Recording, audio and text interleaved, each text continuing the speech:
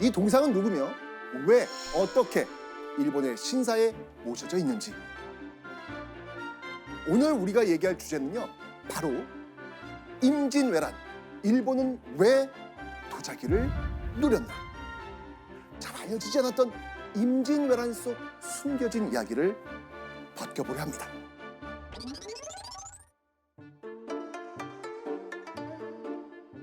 자, 1592년 4월 30일. 자, 그때는요, 추적추적 비가 내리고 있었습니다. 가마를 든 한 행렬이 경복궁을 급히 빠져나갑니다. 행렬이 이동하는 동안 이 빗발은 더욱 거세졌고요. 무리 중에는 서럽게 우는 이들도 있었습니다. 눈물을 흘리면서 세찬 빗길을 뚫고 나선 이들. 그때 한 농부가 이들을 보고 놀라 통곡하며 이렇게 외칩니다. 나라님이 우리를 버리시면 우린 누굴 믿고 살아간단 말입니까? 자, 여기서 나라님 누굴까요? 아마 선조가 아닐까요? 정답. 네, 맞습니다. 그 가마 안에는 조선의 14대 왕 선조가 있었습니다.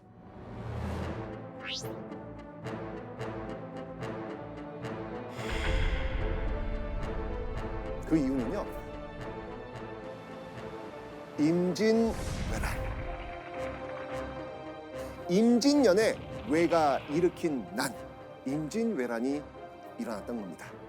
왕이 수도를 버리고 도망치는 최악의 상황까지 발생한 전쟁이었죠. 그래서 일본군은요, 90여 척의 배를 몰고 부산 앞바다에 상륙했고요. 단 17일 만에 지방의 성을 차례로 함락시키고 한양 코앞까지 쳐들어온 겁니다.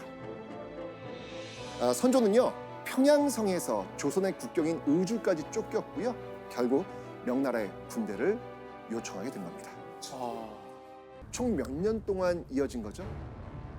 무려 7년입니다. 임진왜란이 7년 동안 있었던 거예요? 맞습니다. 그런데 여러분들, 이 7년 사이에 큰 전쟁이 몇 번 있었을까요? 2번. 조나단. 좋습니다. 네, 바로 1592년 임진왜란. 그 이후 1597년 정유년에 정유재란. 이 두 번의 전쟁을 우리는 통틀어서 통상적으로 임진왜란, 이렇게 부르고 있습니다.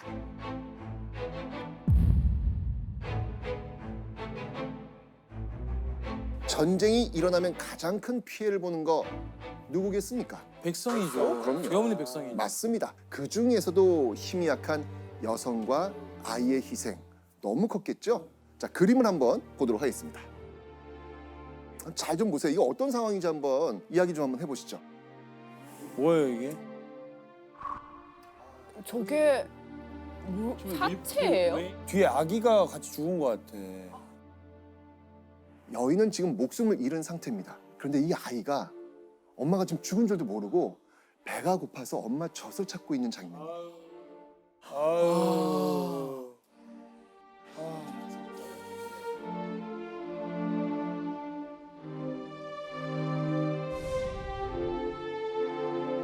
자, 1년 만에 일본군 손에서 겨우 되찾은 한양, 어떤 모습이었을까요? 전쟁의 포화가 휩쓸고 지나간 한양의 모습을 생생히 담은 기록이 있습니다. 바로 징비록. 들어보셨죠? 당시 전쟁 수행 책임자 가운데 최고위직 류성룡이란 인물이 쓴 글인데요. 자, 그가 본 한양의 모습이 어땠을까요? 성 안의 백성들은 베개 하나도 남아있질 않았는데 살아있는 사람들조차 모두 굶주리고 병들어 있어 얼굴빛이 귀신 같았다. 날씨마저 더워서 성 안이 죽은 사람과 죽은 말 썩는 냄새로 가득했는데 코를 막지 않고는 한 걸음도 떼기 힘들었다. 처참한 그런 상황이 느껴지네요. 코를 막지 않고는 한 걸음 떼기 힘들다는 말이 그죠? 전쟁 자, 진짜. 정말 그야말로 완전히 초토화가 된 겁니다. 인명 피해 정말 심각했죠. 상상만으로도 너무 끔찍합니다. 자, 일본군은 어떻게 됐을까요?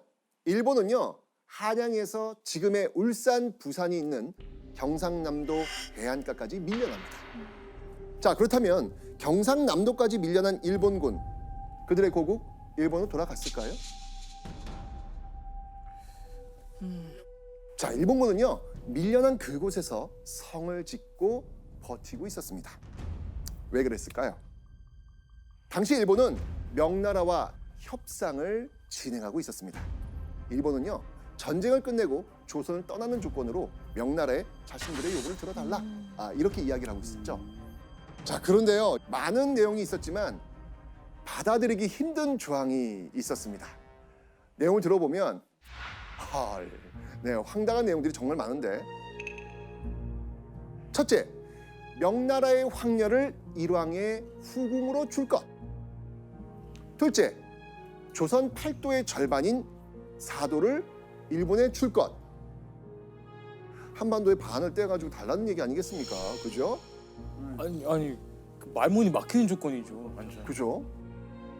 결국 이 명나라와 일본의 협상은요, 쉽사리 성사되지 못합니다. 그렇게 4년이나 시간을 끌었지만 결국 협상은 결렬됩니다. 결국 아까 제가 이야기했던 무엇? 정유재란. 1597년 일본의 대대적 침략이 다시 시작된 겁니다.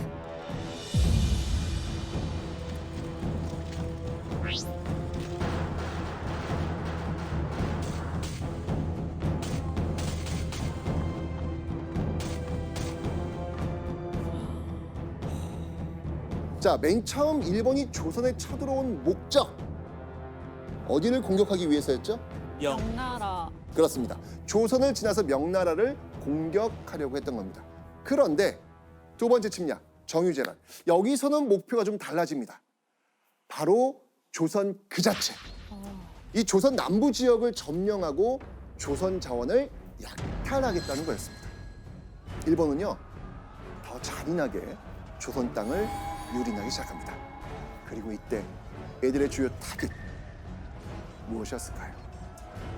뭐 노약자죠. 노약자나 뭐 부녀자, 아이들 뭐. 아, 돈이 되는 거? 그렇겠죠. 자, 무엇이었냐면요, 바로 조선인이었습니다. 조선 사람 자체를 잡아가는 거예요.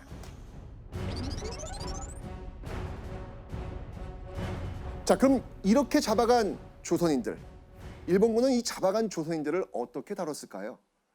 정말 그야말로 짐승처럼 취급했습니다.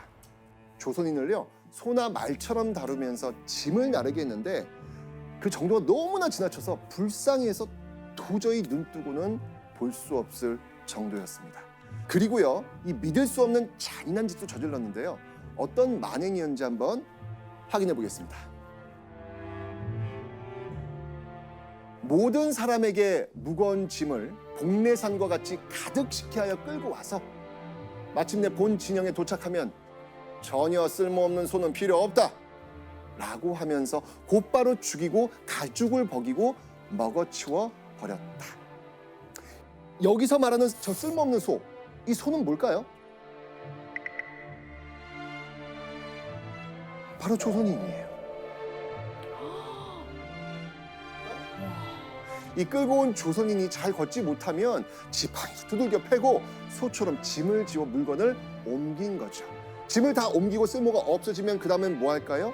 그 다음엔 베어 죽이고 가죽을 벗겨 먹기까지 한 겁니다. 인육을 못하고. 이게 말도 안 되는 거죠. 그죠? 이뿐만 아니고요. 당시에는요, 일본군 뒤를 쫓아다니면서 남녀노소 가리지 않고 조선인을 이 줄에 묶어가지고 끌고 가는 사람들이 있었습니다. 그 의문의 인물, 정체, 바로 인신매매 상인들이었습니다. 인신매매 상인에게 붙잡힌 조선인은요, 화물처럼 배에 실렸죠. 부산에서 일본 나가사키로 보내졌습니다. 그리고 그 뒤에 이탈리아, 포르투갈, 인도, 마카오, 마닐라 등 세계 곳곳에 국제 노예로 팔려갑니다. 임진왜란 때 끌려간 조선인이 국제 노예가 된 거예요. 교수님, 이게 진짜 너무 충격적인 얘기인데 당시 이 조선인 노예가 세계 노예 시장에 미친 영향 엄청나죠? 네, 맞습니다. 일반적으로 임진왜란 하면 그냥 이 동아시아 3국, 중국, 우리나라, 일본 간의 어떤 그런 싸움 이 정도로만 기억했는데 이게 이렇게 세계적으로도 엄청난 영향을 미쳤던 거예요. 그 중심에 있었던 게 바로 우리 조선인들이었던 겁니다. 아유. 자, 이렇게 일본이 잡아간 조선인 포로 과연 몇 명쯤 될까요? 아, 엄청 많을 것 같아요. 정확히 집계된 기록은 없는데요. 약 10만에서 20만. 오. 아, 이게 너무 충격적이지 않습니까? 너무 많은데? 어마어마하죠. 일본이 이렇게 많은 조선인을 잡아간 이유, 그 이유는요. 먼저 일본 내부의 부족한 노동력을 조선인 노예로 채우기 위해서입니다. 그리고 또 다른 이유가 있습니다. 이 조선인을 팔아서 부족한 군비와 자금을 보충할 자원으로 쓴 겁니다. 조선인을 판 돈으로 조선을 공격할 군비를 만든 거죠. 자, 그런데 일본군이 이 조선인을 탁 치는 대로 잡아들인 놀라운 이유가 또 있습니다. 사실 오늘 이야기의 주제일 수 있거든요. 짐승만도 못한 취급을 받던 이 조선인 포로 가운데 일본이 아주 귀하게 여겨서 따로 선별해서 끌고 간 사람들이 있습니다.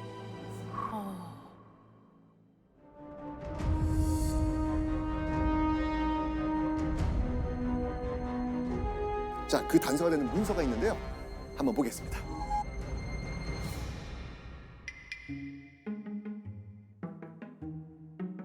자, 이걸 쓴 사람이 누구냐면 바로 임진왜란을 일으킨 일본의 최고 권력자 도요토미 히데요시. 맞습니다. 도요토미 히데요시입니다.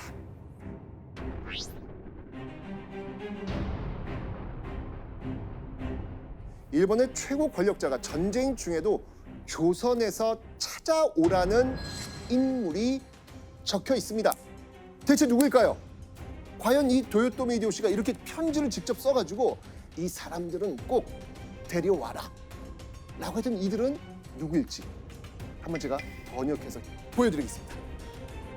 사로잡아 놓은 조선 사람 가운데 세공기술자와 바느질 잘하는 여인, 손재주가 있는 여인이 있으면 곁에 두어 여러 가지 일을 시키고 싶으니 보내주길 바란다.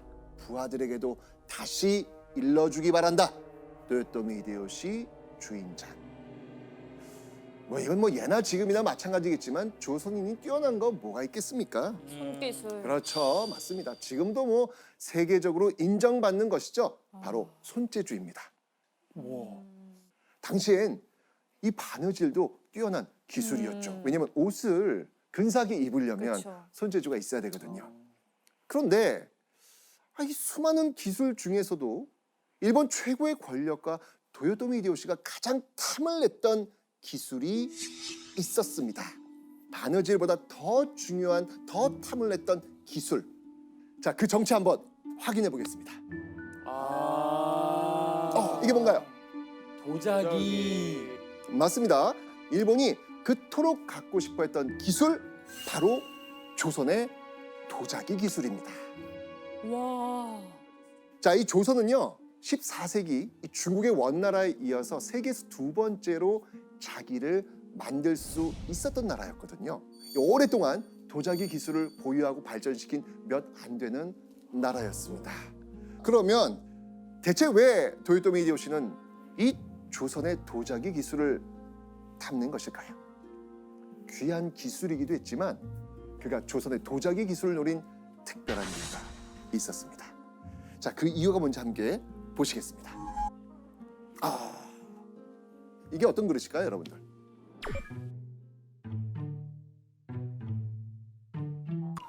일본의 권력층이 애용했던, 지금은 일본의 국보로 지정된 그릇, 바로 이도다완입니다.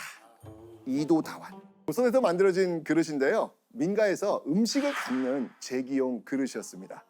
그런데 놀라운 사실은 이 그릇이 일본에서는요 아주 높으신 분들이 이 차를 마시는 데 쓰이는 다구로 아주 귀한 취급을 받고 있었다는 것이죠. 그래요. 네. 오사카 성을 준다고 해도 이도 다왕과는 바꿀 수 없다라는 말까지 했을 정도였어요.